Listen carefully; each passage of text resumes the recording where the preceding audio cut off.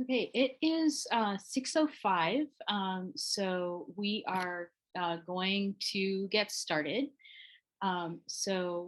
Welcome to everyone. And as we introduce this event, you can, if you want to put your name and pronouns, any organizational affiliation that you have, and any Bay Area Transit mega project that you have strong feelings about. You can put that in the chat as we get started. My name is Adina Levin, and I am with Transbay Coalition and Singles Bay Area. And today we have a really welcome opportunity to learn from some of our region's leading experts about transit mega projects, what goes wrong with them, and how we can fix these things. This is a important time in our region because we have a number of important mega projects in various different phases, and a number of different processes going on in the region where we have the opportunity collectively to take up opportunities to do things better than we have in the past. And to help us through this, we're going to be join and learn from Dr. Karen Trapenberg Frick, who's Associate Professor at the Department of City and Regional Planning at UC Berkeley.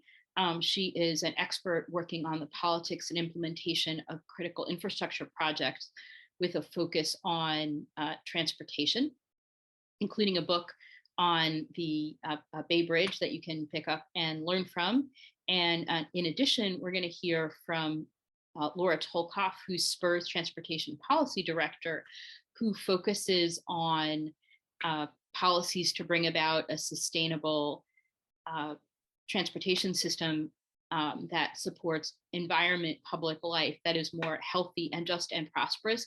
And speaking of mega projects, one of the really notable things in her background is she played a leadership role in Rebuild by Design, which was a federal competition that brought in $930 million, that's close to $1 billion, for climate resilience in the New York metropolitan area after Hurricane Sandy.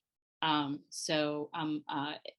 this event is the first of a series. We're going to get an overview today, and we will have follow-up activities that will focus on the opportunities for transformation and change in the Bay Area that will be coming forward, including the Metropolitan Transportation Commission has an upcoming major project enhancement policy, a regional effort to reduce mega project risks, as well as regional initiatives looking at regional rail and network management to potentially strengthen our agency capabilities and institutional capabilities to be able to deliver mega projects. So we'll start today, though, by getting an overview by the experts about mega projects, what goes wrong, and what are some types of solutions to address the things that go wrong. We'll start off by hearing from Dr. Frick.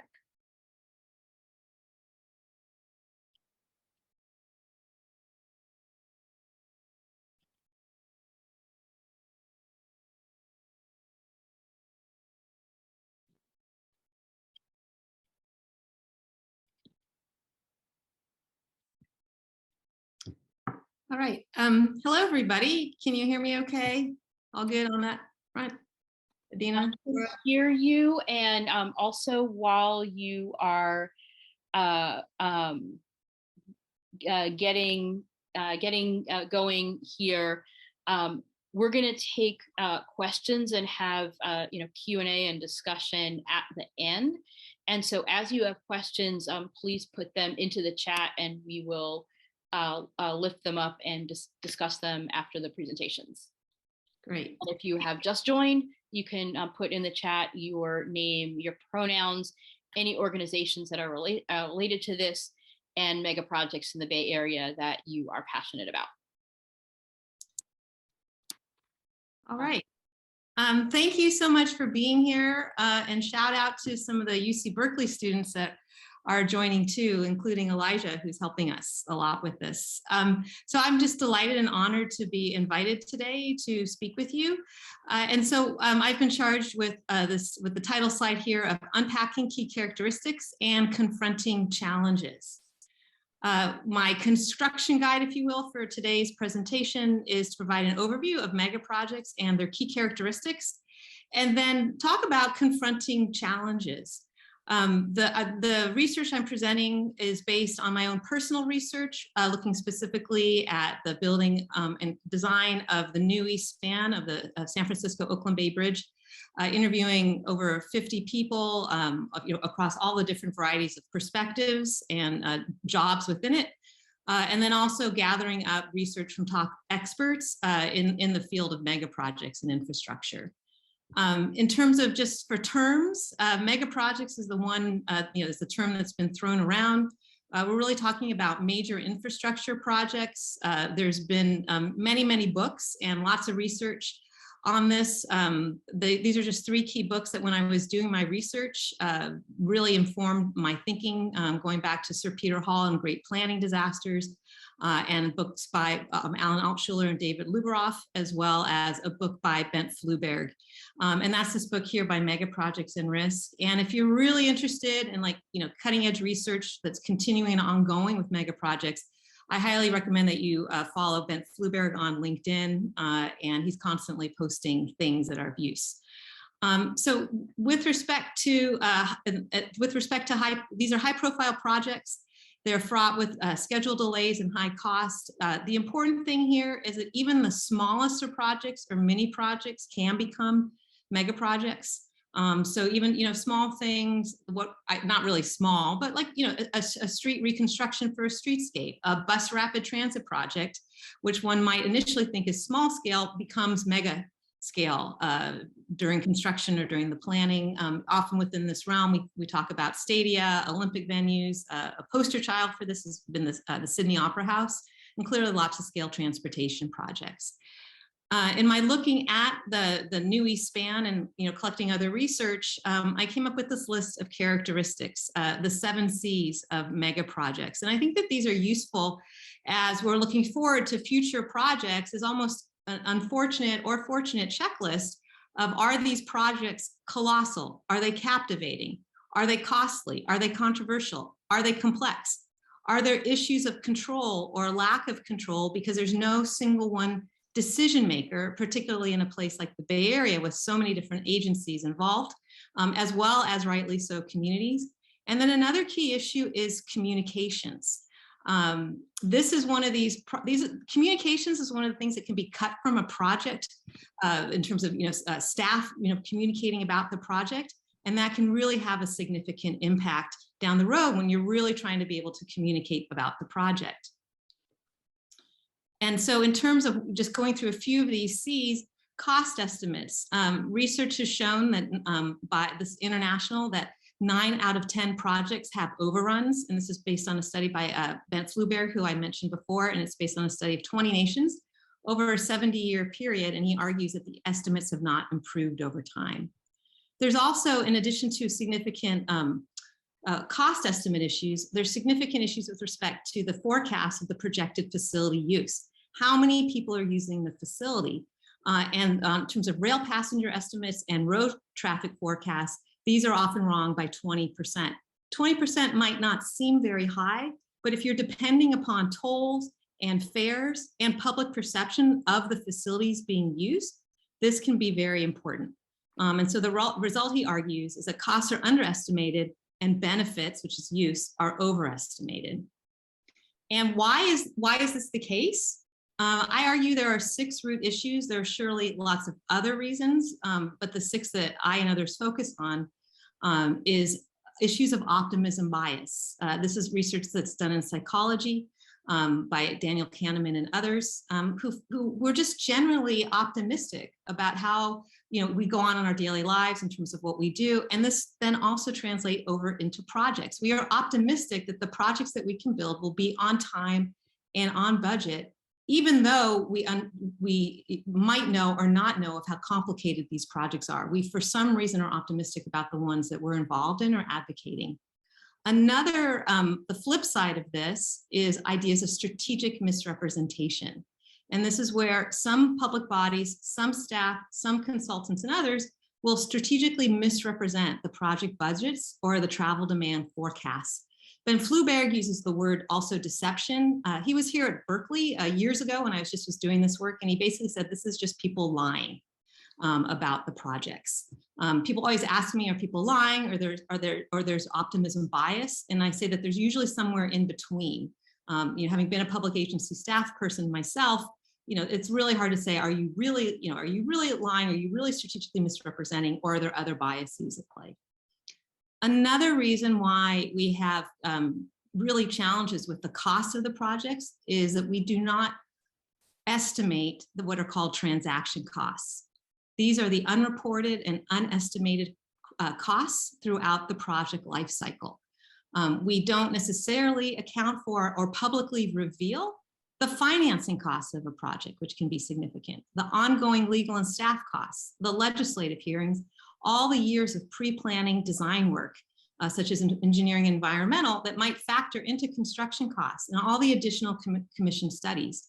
So we're given like one estimate that then might change over time, but it doesn't reveal all of the additional costs.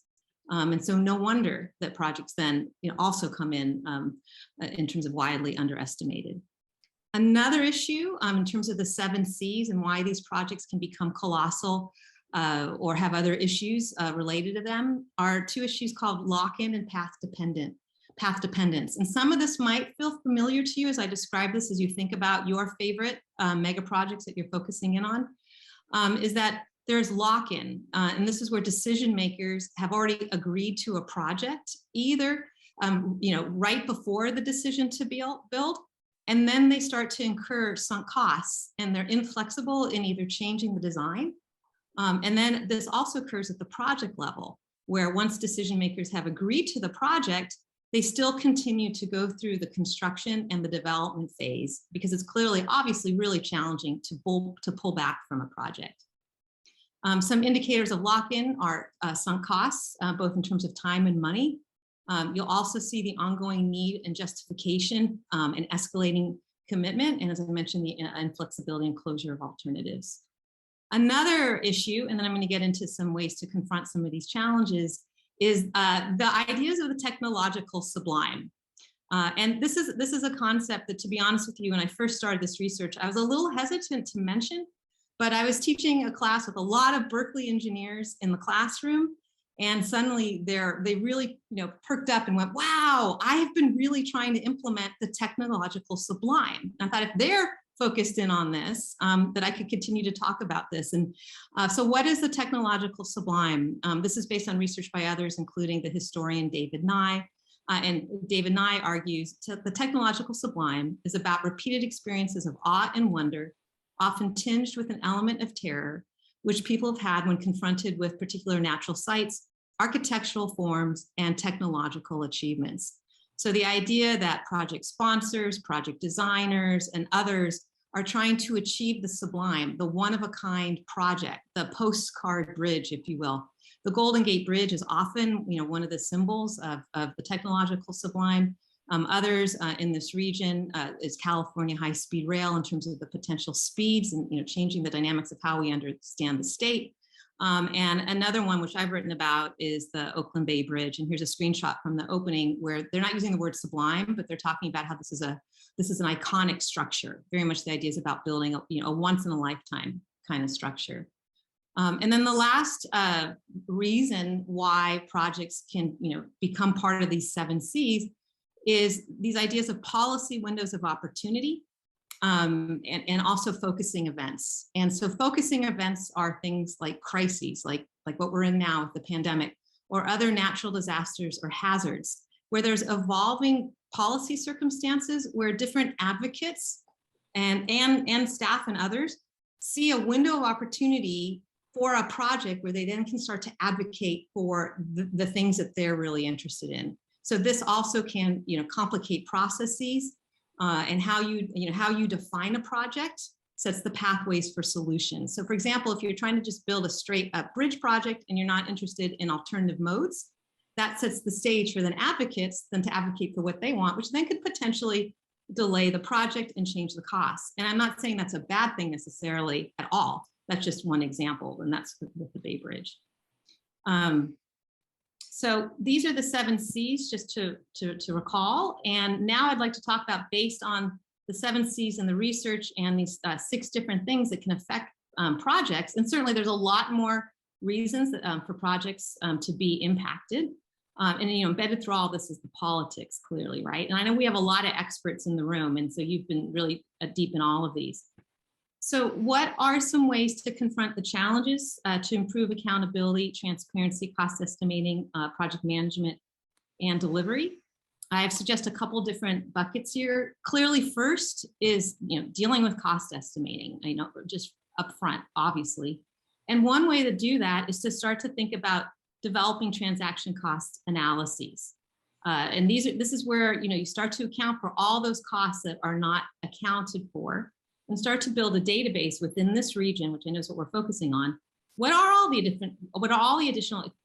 additional costs, so we can start to understand where are the trigger points for when costs increase, or maybe ideally when projects come in under budget too, right? And then also, importantly, with cost estimating is the full public disclosure and discussion of the trade-offs with financing. Usually, often only the capital costs and maybe some support costs are published. And there isn't really public debate about whether the financing capacity should go to this project versus other projects. There's opportunities and costs and benefits with these. Also, with cost estimating is to start to develop rigorous risk analysis and what some people call reference class forecasting. And this is where optimism bias comes into play, or strategic misrepresentation, is there's not really a public discussion in significant ways of what projects cost that are similar. What is the reference to other projects? And to be able to just regularly say, these are the projects like this cost X, Y, and Z throughout the life of the project. So decision makers and the public really get a sense of, wow, you all are coming in at half of the cost of what it might take to actually deliver these projects. Another important detail here is, and this is one of these things like the technological sublime, where I used to be hesitant saying this, but then I was speaking to a room of cost estimators, and one of them went, yes, please say this. And that is that we need to stop providing very specific cost estimates because it creates a sense of false precision. So rather than saying something like the project's going to cost 1.436 is really to provide ranges and maybe even high, medium, and low. I know as a project sponsor sometimes, unless the funding agency is asking you for something different, it's hard to do this. But with some guidance, maybe we could start to do more of this, just to, particularly for the public. The next is project management and delivery from the onset. I've noticed that for projects in this region and elsewhere too, is that there isn't necessarily independent peer review established really at the beginnings of the project. Independent peer review comes in later once there's problems. And then also for us to think a little bit more about what kind of regular external oversight there should be as well. Sometimes the general oversight also comes in once problems start to have issues. Another issue is that a lot of the projects are done by the private sector. And we really need to increase the public sector capacity to oversee these projects, particularly with improving skills and understanding with contract writing, oversight and finance, and this critical concept of change orders, which we can talk about perhaps in the Q&A. And we also need to, and a lot of this is negative, but we need to also look for the successes within government. It's easy to focus on the negative, but government can do things well. And so where are the successes in this region, in the US, and around the world where we can start to learn from the delivery of big projects? And another thing is to think about, in terms of additionally to cost estimating and thinking about contingency budgets, is also to be clear to the public that these projects might take longer than anticipated. So we need to start to have what's called a schedule bias uplift, where we say the project, we hope to open it, next year in August, but it really could take 2 to 3 years longer. And I know that's really hard to say, but I think we need to be, ethically clear about how these projects could be delayed. And then the last thing that I'll suggest are issues of process and project history. Project sponsors sometimes don't consider that these projects have a path dependence, and they don't necessarily consider the project histories and the social and structural inequities that are surrounding the project in which they're developing it. We need to include, and we can talk more about this too, we need to include space for the technological sublime. People will come to these projects, through an attachment to the region, an attachment to the project. They'll have ideas about aesthetics, or sometimes what are called amenities. And one day's amenities might be a future generation's perceived necessities. We also need to build in time for collaborative public processes on problem definition with a direct focus on structural inequities and justice. And then we also need to consider ongoing multi-way communications, which is one of the 7 C's.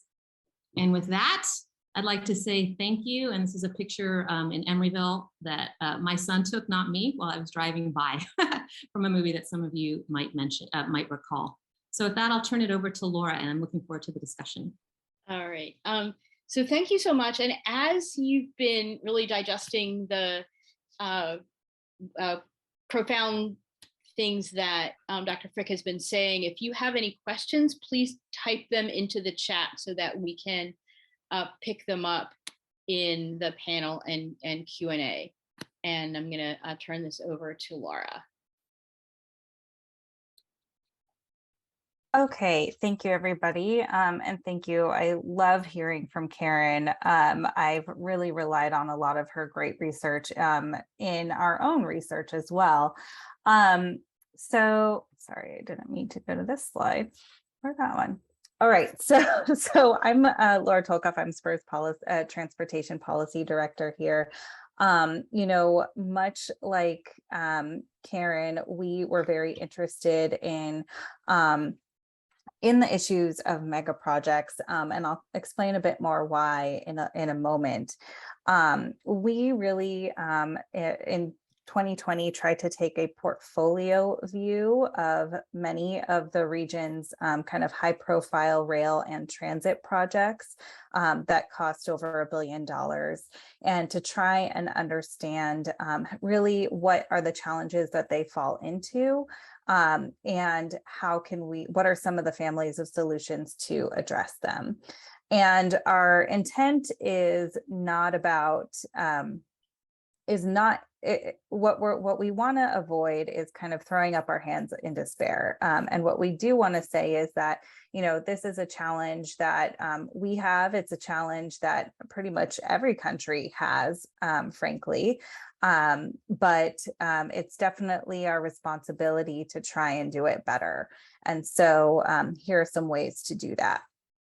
And so, briefly, I'll just highlight a couple of the key challenges that we tend to run into, which I think are well documented by Karen, so I'm not going to spend a lot of time here.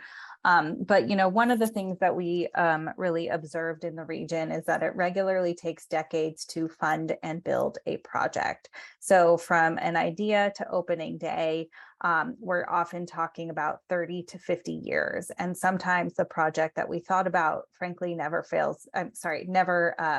ends up arriving. And this is a regular challenge that we have. And part of it is really rooted in how we fund transit in the Bay Area. We're often relying on sales taxes to support capital investments and to be the first one in to attract federal investment. But what it means is that we are incrementally compiling that funding over time. And so if we're counting on every election cycle, you're basically talking every 2 to 4 years.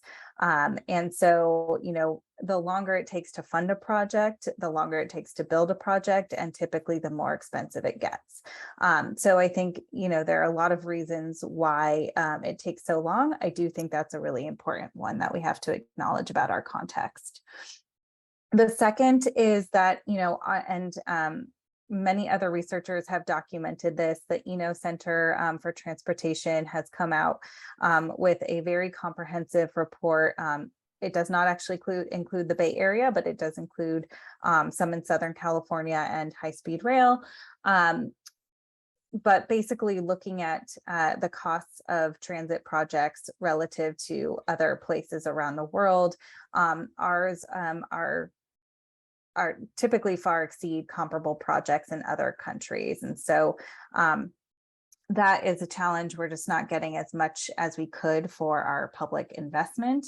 And then as Karen spoke about, we're regularly underestimating project costs. And so as Karen discussed, there are quite a few reasons why that occurs. And you can see, it's a pattern here in the Bay Area too. It's not a one-off event. And what we see is, there's a few things that are challenging about this, but one of the things that we see as problematic is that we're often committing to projects politically and financially through Plan Bay Area or our regional transportation plan, really before we fully understand the costs and benefits of each of the projects. And so I think, it's an important reminder for us about, what do we need to kind of understand about a project before we feel like, before we commit to them. And the reason why we care about mega projects is a few different reasons. One of them is that the project list really exceeds available resources. When we did our math before the pandemic, our rough calculation was that if you added up the estimated cost of all the projects that were on the list, it was roughly 3 times the available resources that we had. That equation, of course, has shifted even more in the post-pandemic, or not post-pandemic, whatever we are in the pandemic reality. And then the second reason is that, and this is really an important point, is that when projects cost too much and take too long, we get less of them. And I think, we all know that our transit network is not as complete as we would like it to be. And so there is a real reason for us to be using the dollars that we have wisely. A third reason is that because of our funding structure, the way that we generate funds primarily locally to support transit is that smaller but no less important projects get sidelined or crowded out by high capital costs or growing capital costs. Because ultimately that money has to come from somewhere. If a project that is in the federal funding program goes over budget, the federal government has a cap on how much they will spend. And so that money has to come from somewhere. Another reason we care about this is because higher capital costs can sometimes result in service cuts for the same reasons that I mentioned above. The way that we fund transit, that money ends up having to come from somewhere. And I think there can be really severe equity impacts when capital costs go over budget and we have to cut service to make up for it. And then finally, I think, and this is more important than ever, is the realization that really public trust is essential to transit's business model. And so it's really important that people see the projects that they vote for, that they pay for, delivered in their lifetime. It's an issue of transparency and accountability and public trust that I think is crucially important. And I think, just as a reminder, kind of the big picture goals here is that we know that transportation is so important to solving our climate emergency. And so being able to really have the system we need with the level of service that we need and the right performance that we need is very important.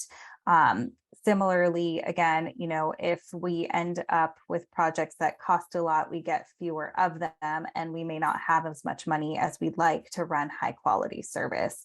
And so, that's the big picture that we're ultimately after here. And so now I'm going to start talking a little bit about some of the key challenges that we identified through our research into Bay Area transit projects, transit mega projects. And then some of the solutions that we came to through our research. And I would say, I'm not going to hit on every challenge and every solution, but you can find more on our website, spur.org, and look for our report called More for Less. So one of the key challenges is fragmented governance, and funding tends to get in the way of defining a shared vision for both the transit network and individual projects. This is really a corollary to what Karen described as really making sure that you have the right problem defined, because having the right problem defined also leads you to the right set of solutions or to the right aspirations. And so I think this is really a corollary to that. And I think what we find is that particularly with projects that might be co-located or require interagency cooperation, or multiple sources of funding that might have different deadlines and milestones accompanying them, it can make it really hard to both align around a vision for what you are trying to do together, and to treat it as one program of projects, really. The second, and I'm not going to go into this much because I think we have, is that project cost estimation tends to skew that project selection really from very early days, as we've discussed. Third, most of our transit agencies here in the Bay Area deliver major projects just once in a generation, which means that the staff working on them tend to be vulnerable to first-timer mistakes. And so what we really want to be doing is accruing more experience in the planning and delivery of these projects and driving public sector excellence by sharing that information and creating and really capturing the lessons learned from project to project. Fourth, we see that, very related to number 3 here, a lack of flexibility and experience in choosing and managing procurement and project delivery models. California is quite notorious for having very strict limits on what types of contracting and project delivery approaches you can use. And so it is hard to try new things.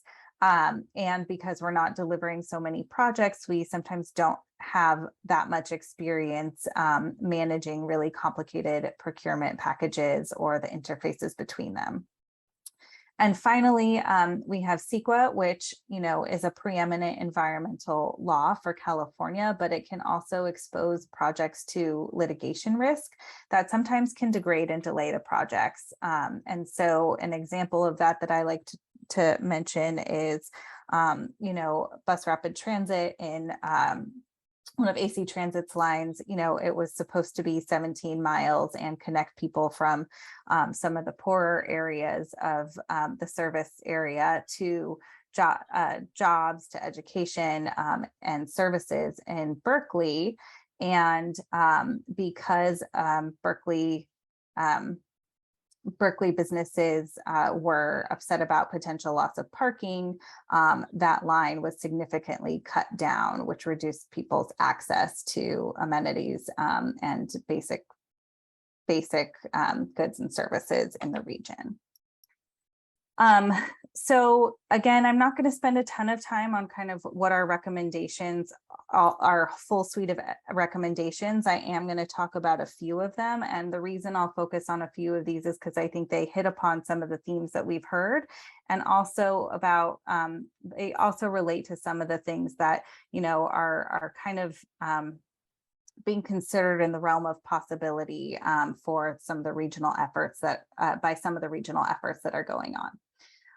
So our first big idea starts way back before you ever break ground and really focuses on regional transportation planning. And so I think we assert that most of the problems with project cost and time really start well before you ever break ground. And so having a really strong planning and policy grounding for each of the, for the work that, for the projects that we build is really important. So one of the things that we advocate for is stronger network planning. Right now, the current process for Plan Bay Area is essentially a very bottom-up process whereby congestion management agencies and transit agencies will recommend projects to MTC, and then MTC will do a high-level evaluation that essentially filters those projects against a few different criteria, and then chooses which projects to commit to and become eligible for federal funding. But what that lends itself to, based on some of the conversation, some of the findings that Karen mentioned, is that you might get projects that have a high degree of attachment to the technological sublime. You might have a lot of projects that are in very different places with their cost estimation and design, where some of them are pretty advanced and some of them are not. So there's a lot of asymmetry that you get when you are actually choosing what we are politically and financially committing to build.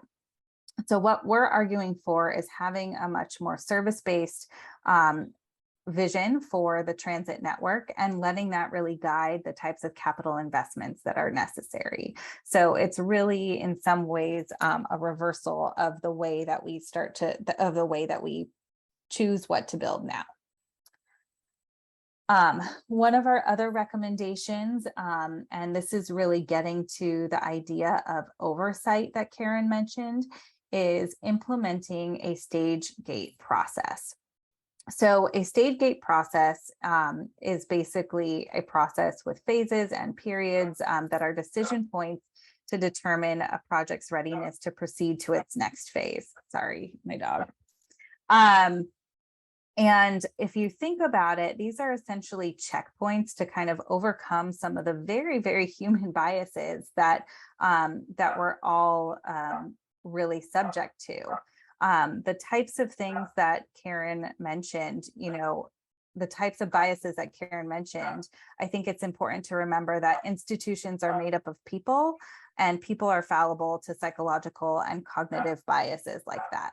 And so what you end up needing is a system and practices to kind of overcome those biases. And you can think of stage gates as essentially a system that you put in place to evaluate past assumptions and really think through what is the best way to proceed, and to avoid things like lock-in and path dependency by having a really structured process to do so. And so this is basically an oversight structure that doesn't come in just when things are wrong, but from the very beginning, to make sure that a project is advancing with the public interest goals at the forefront. And big idea two is really focused on actually more about the implementation. So one of the things that we recommend is essentially expanding and centralizing the project procurement and delivery expertise to drive public sector excellence for the delivery of the region's most significant transit projects. I think oftentimes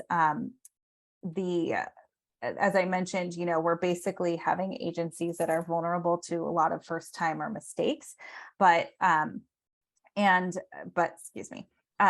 one of the things that would be really helpful in that context is really a center of excellence that also delivers projects.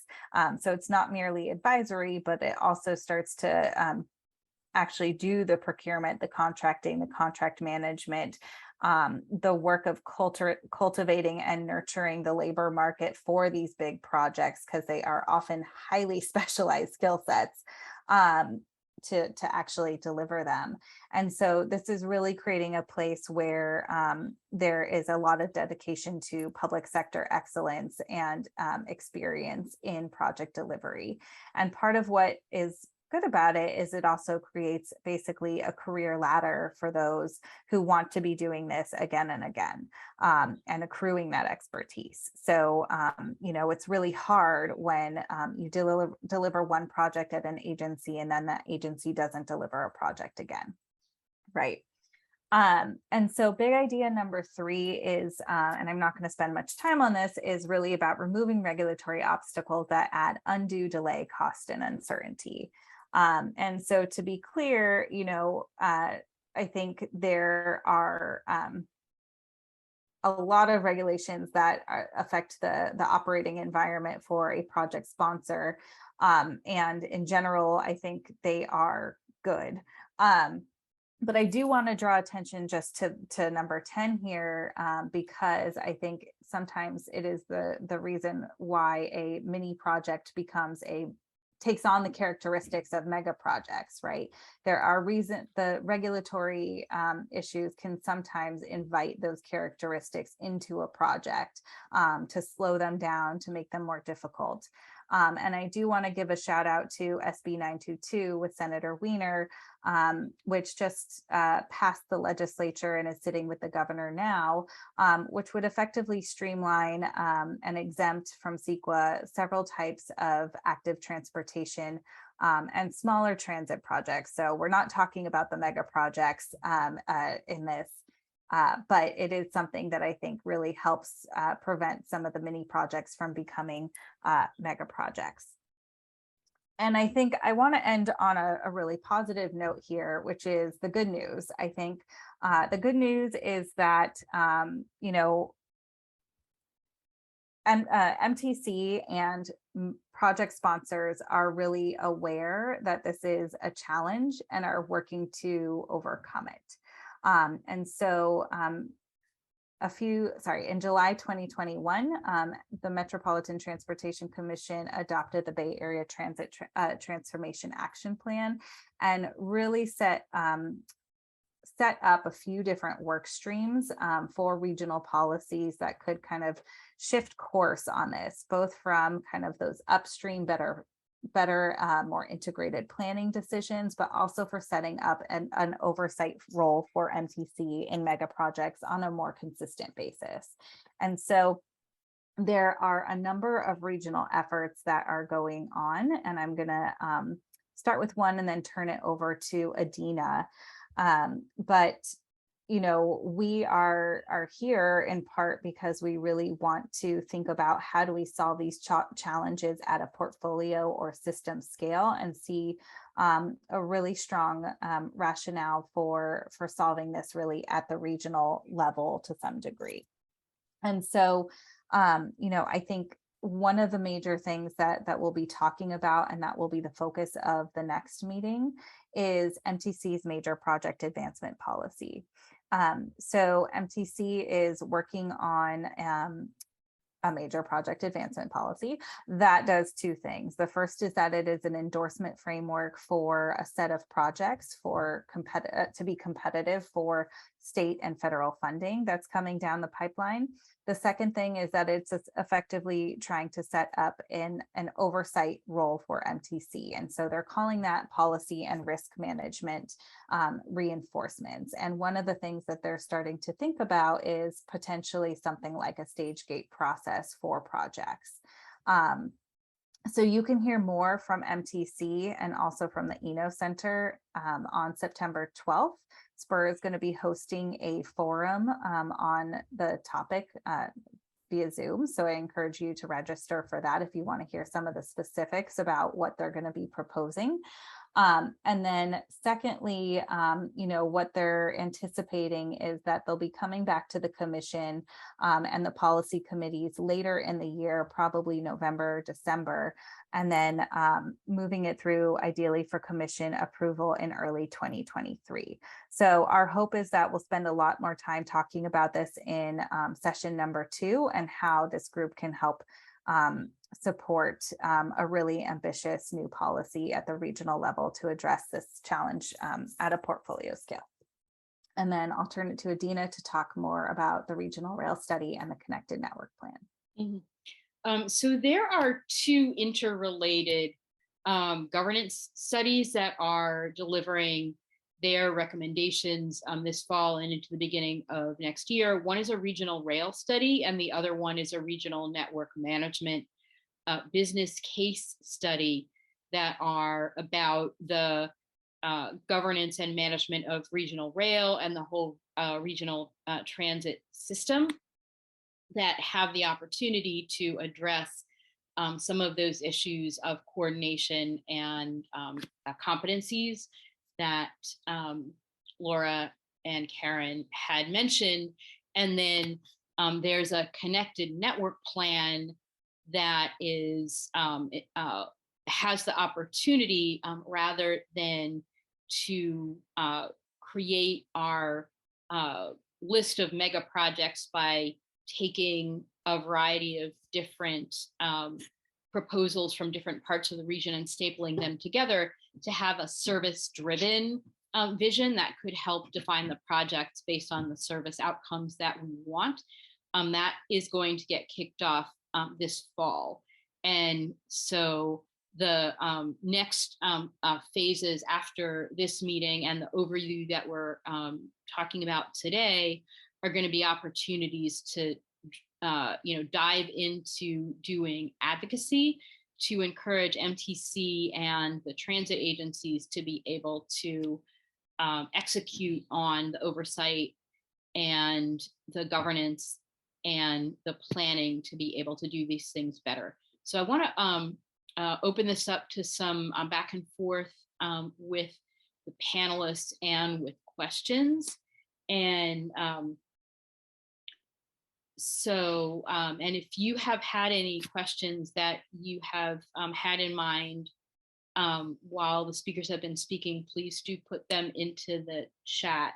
And I'm going to ask a question about how to do things better in 3 different stages. So what's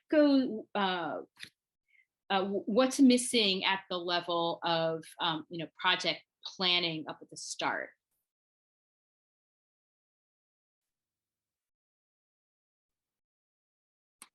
Karen, do you want to jump in? I think it's referring to the stage gate issue, or are you just talking more generally, Adina? You know what, I think that we had that prepared as a question, but I think that you covered it, and I'm going to start with a spicier question. Ooh, bring it on. All right, because Dr. Frick, you had mentioned that some of the issues are optimism bias, and some of the issues are, strategic misrepresentation. We, you can raise your hand if you have either read or heard of the Robert Moses and the role that Robert Moses has played in the United States transportation system. You can use your Zoom feature to raise your hand if you've heard of Robert Moses, the New York area extremely powerful planner who really pioneered a lot of the types of project planning and building that we live with today. And one of his real strategies that he used was to have a grand vision and raise a lot of money that he knew wasn't correct. And by the time that things were part of the way built, everyone would be so bought in that they would raise the rest of the money to finish. So do you have any examples of places and people that have done things differently, not in the Robert Moses vein, and ideas about how to get us to get out of that that strategic misrepresentation model? Yeah. So to add to the issues of Robert Moses, where he also said that he could just take there's the Robert Caro book, The Power Broker, really thick book. People have critiqued the book, but nevertheless, he also, in addition to Robert Moses, Ben Flueberry, the Oxford professor that I mentioned to you, he often writes about the Bay Bridge, and one of our notable, not to be named here just because I'm being polite, elected officials also said similarly in a quote, and I think in a Matia Ross article, maybe, that, yeah, if we told everybody what the real costs were, we never would have been able to move forward on the project. And, I've been in, having, by the way, full disclosure, I did work at the Metropolitan Transportation Commission. I see Deidre here. Hi, Deidre. There's probably other MTC folks here. I worked there for about a decade. So when I was doing my interviews, I had the privilege and opportunity for people to be really honest with me and then, pull back in terms of what I was actually going to write about from all vantage points. And some people would tell me, yeah, well, we can't disclose the full cost because it would not just for the Bay Bridge, but for just in general. So it is something that comes up regularly. This is also based on research by the late Marty Wax of UCLA in Berkeley, where he was having project planners and really demand forecast folks say that they had to cook the numbers, so to speak. In terms of, where have projects gone right? I would love, not for me personally, because this would not be an independent study, I would love a study that does exactly what you're asking for.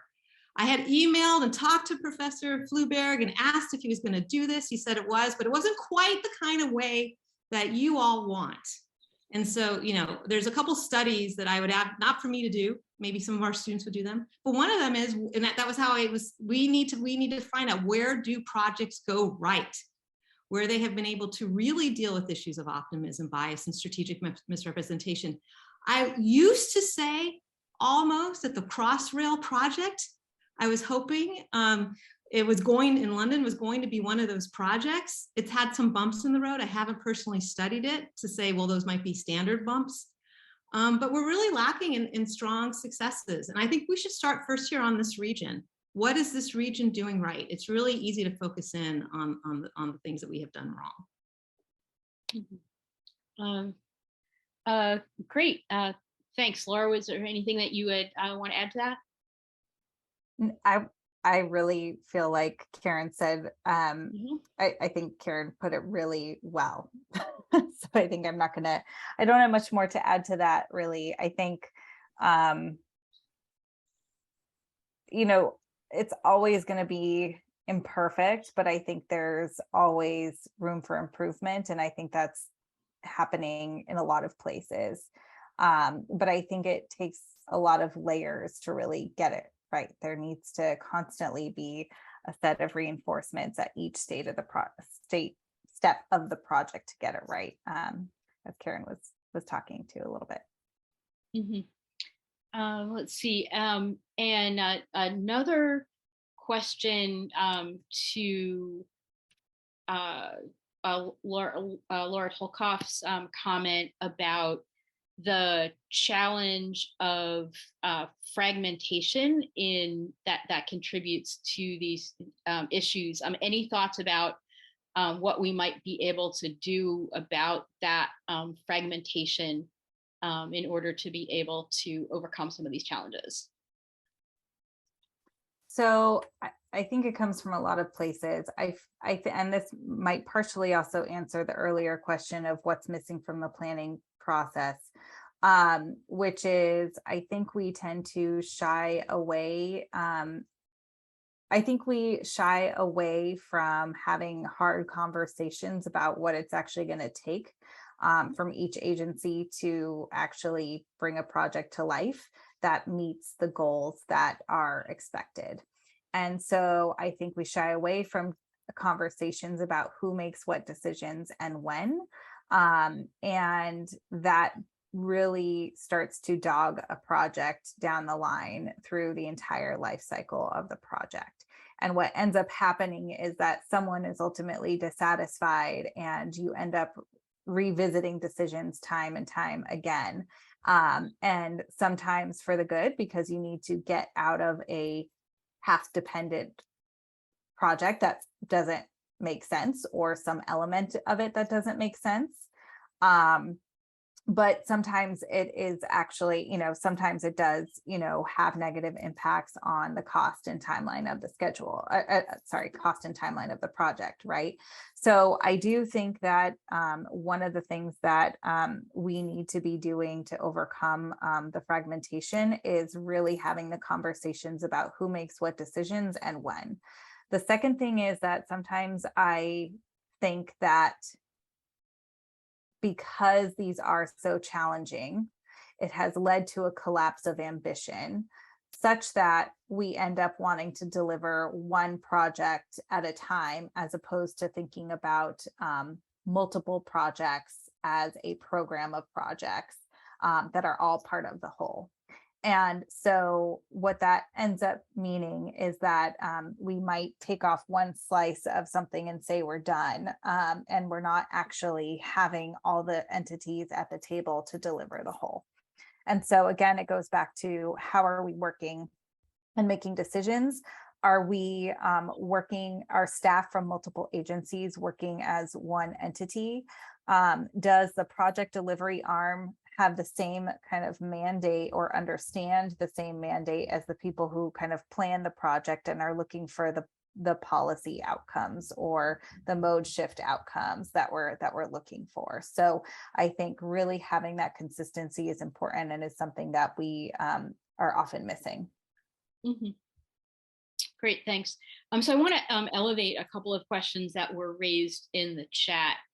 And one of them was a question about change orders, where part of the model of project delivery is contractors bidding low and making it up in change orders, and that's part of what results in it appears to the person in the public that the costs are ballooning.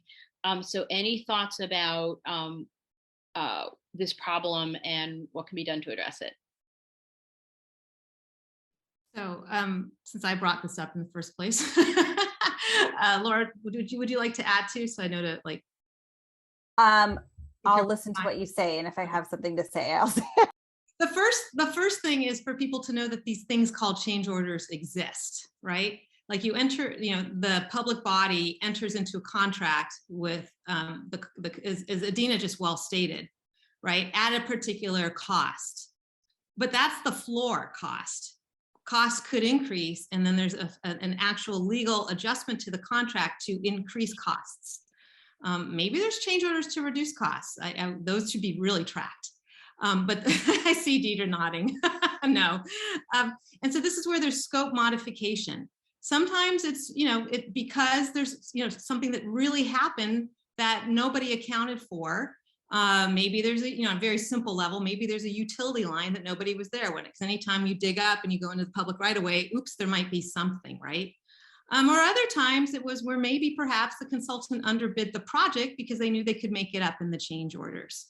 And in interviews, people have said to me, oh, we're going to get it on the change orders. And there's been research, particularly done in transaction cost economics by Professor Jan Whittington, who was looking at various different kinds of places where, and I'm not saying all consultants are bad when I say this. I know I have a lot of consultants in the room here, but just, in terms of just like things for the public to be aware of, is where are the folks that are bidding on this, doing a lower part of the bid so they can get the low cost project in, so they get their foot in the door to then make up the money elsewhere later. And it's starting for the public and planners and engineers and others to start to become savvy to find where are these places. And so I just wanted to mention out there is this word change, this practice of change orders. Again, sometimes, because there has to be. And then sometimes, it's just kind of the way that was built in so that the consultants and the private companies can make funds. All right, and I want to add in a kind of inspiring example that I would like to get around to blogging, which is a really dramatic reduction in change orders in the most recent year on Caltrain electrification. They've gotten it down by like 80 or 90%. And the new team that they brought in after some challenges have mentioned that really what they did there was about relationships more than anything else, in terms of having a better relationship between the contractor and the public agency to more clearly communicate. And that has really had an extremely notable impact. I want to lift up a question from the comments from Philip Adams, where to identify the impact on project execution success relating to the management capacity of both design builders and oversight teams. the management capacity of design builders and oversight teams. Panelists' thoughts about that topic. I'm just wondering if, Philip, you could rephrase it as a question. So what it was crazy is you did not identify the impacts on project execution success relating to the management capacity of both the design builders and the oversight teams. Right. Would you like me to Yeah, speak go ahead. to that? Please do. Right. Please do. Thank you. You know, one of the fundamental challenges to the industry is the loss of expertise over the, say, the last 10 or 20 years due to the retirement of the baby boomers. And that has had a substantial impact on project execution, because 20 years ago, if you looked at the senior level of projects, you'd see that those individuals would have 20, 25 years of experience or more. But now on many other projects, you see a substantial reduction in relevant experience. And that has a substantial impact, both in terms of project execution and on the corresponding project oversight, because you're basically fielding subject matter experts from the same reduced pool of qualified individuals.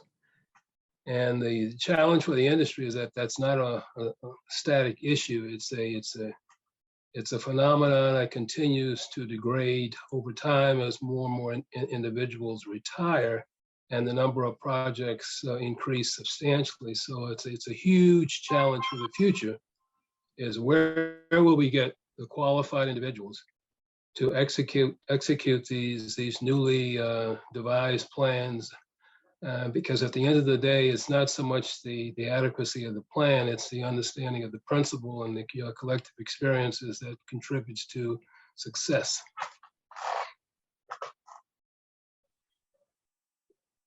So it's a really good question.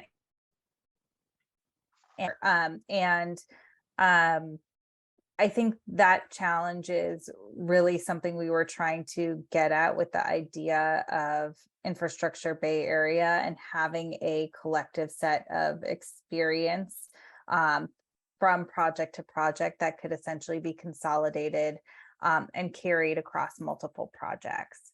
That said, that's still a workforce and a skill set that needs to be developed and nurtured. And in other countries, you know, it's a lot easier because they deliver more projects and because they have a lot more layers of institutional oversight and professional management bodies and oversight bodies related to project delivery that we don't have here. And so it's harder to cultivate that talent.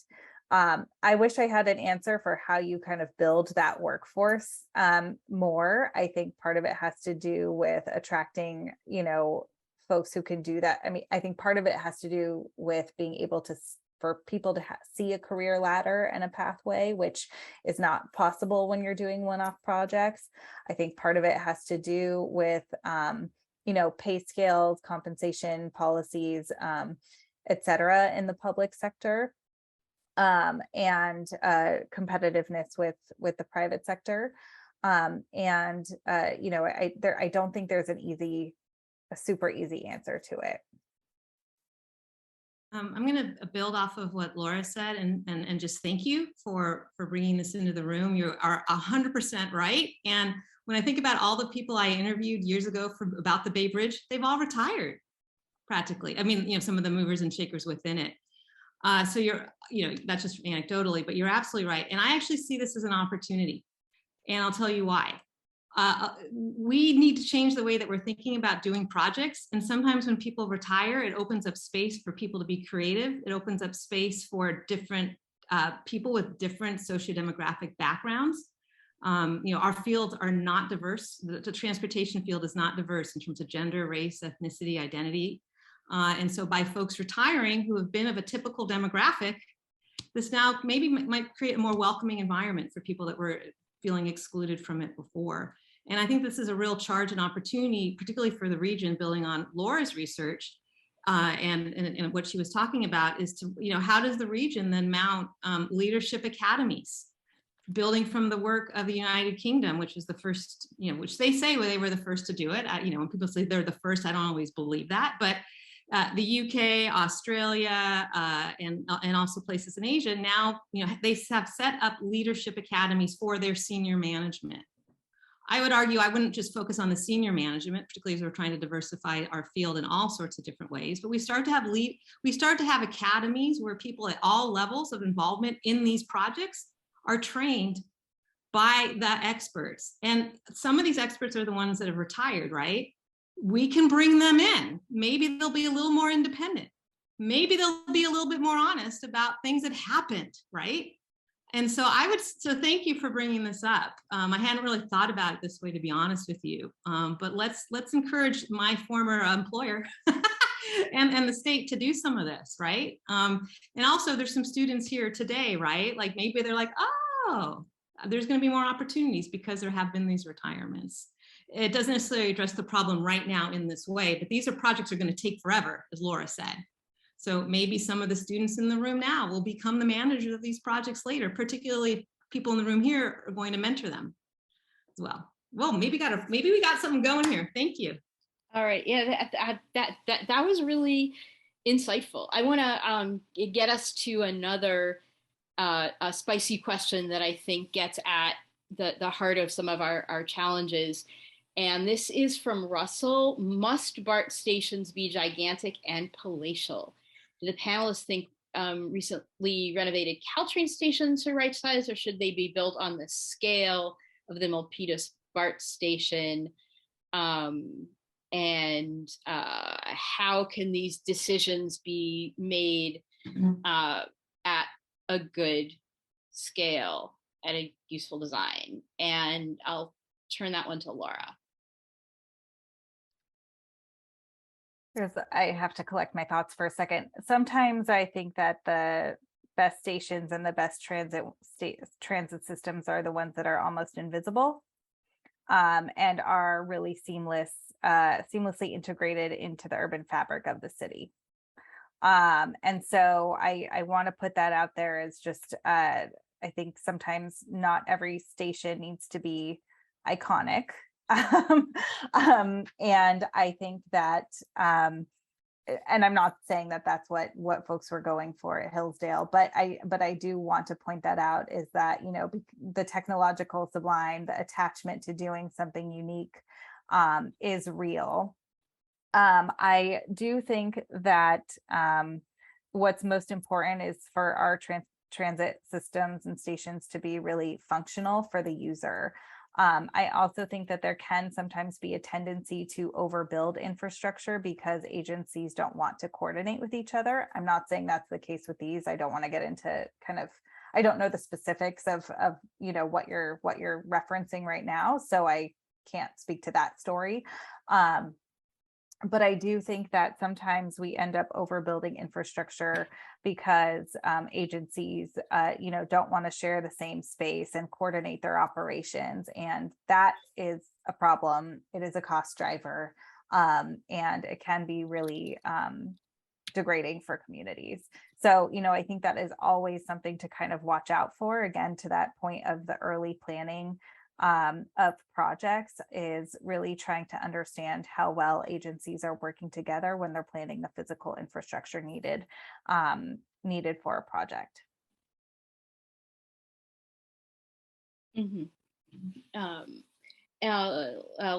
Let's see. Any more questions that people have been pondering as we've been talking about this? Dina, there's an interesting comment in the chat from an architect. Mm-hmm. I don't know if you want to take a look at from Randolph. Okay. Where iconic design and unnecessarily huge are different things. And it's certainly, so if someone is not being motivated by having something that is large and beautiful and shiny and what are other motivations that would be right-sized and effective for the goals that we want? Like what goals should we be steering to if it's not being able to create a postcard that someone will be able to buy at a roadside stand? By the way, the issue of the postcard or signature bridge was part of the narrative. In terms of, that was part of the narrative for the East Span. So in terms of iconic design, it's not only just like the aesthetic ideas of achieving the technological sublime, but like some new technology as well, right? So for the East Span, it was not only the aesthetics, but building this kind of bridge, the biggest ever, in the world. There'd been smaller scale versions of it. But Adina, what should we be aiming for was the question? Mm-hmm. Yeah, if the aim isn't having something that looks like the Sydney Opera House, what should it be instead? I'm going to be the typical academic and say it depends. It depends on the place, right? It depends on the needs. It depends on the budget. It depends on the visions of folks.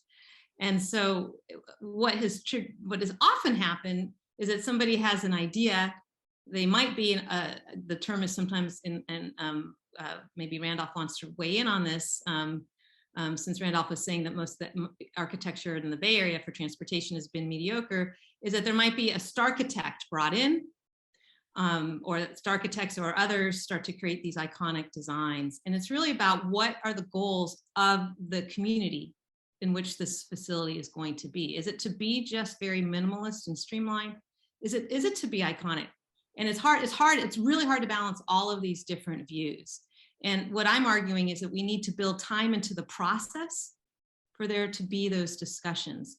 Often money gets, as long as these projects take forever, right? But there's often this hurry up and wait. We got to get through this design. We got to get through this design. There's never enough time built. I would love to know a project where there's been significant time built into the public process. And so rather than answer what should it be, is what should the process be for that area to then make that recommendation. Mm-hmm. And Randy, do you have any insights into if it's not about the Sydney Opera House, some better guides in your mind? It's hard for me to answer that. I just am under the impression that the process tends to favor architects based upon track record and experience and political connections above design abilities. And the process itself also favors making things larger and more extravagant because it serves a political purpose beyond the actual function, right? And so I kind of feel like there needs to be more ways of saying no and putting limits on things. Something like, the original Golden Gate Bridge is this perfect and sublime combination of design and engineering. But you look at Milpitas and it's just unnecessarily cavernous. And I think a lot of people would point at the architects and say it's their fault, but I'd say it was probably more about the political process that brought it to that. That said, oh, well, we're building this thing. It has to be massive and it has to be this monument and postcard worthy, as you were saying before. So, I just think that a lot of stuff could be really well designed and more sort of elegant and simple, but we don't have process in place that brings us to those outcomes because we're not really focused on good outcomes in a lot of points in the process. Mm-hmm. And that really connects with the question that Jenny Michelle, if I'm pronouncing their name right, and Deidre, about what role do county supervisors have in approving the scope of projects and the influence of local politics, where a lot of the people in the governance sphere, the people who make the decisions, are local elected officials that have the goals associated with those offices. and how to have transit governance that steers towards some of the outcomes that we're looking for. And this is a topic that we can continue in both in the follow-ons in this series, and I'll give also a plug for another forum that will be co-sponsored with Transit Center, looking at transit governance and how transit governance can better represent and support the needs of riders based on some of their research that they've done on that topic. And that is going to be in October, and I'll once that is pinned down, I'll send out a note to the people who attended here. If there's any, it's 7:20, and I think that this has been really interesting and informative, and I hope for you also motivating to dive into the next steps that are going to be happening at a regional level.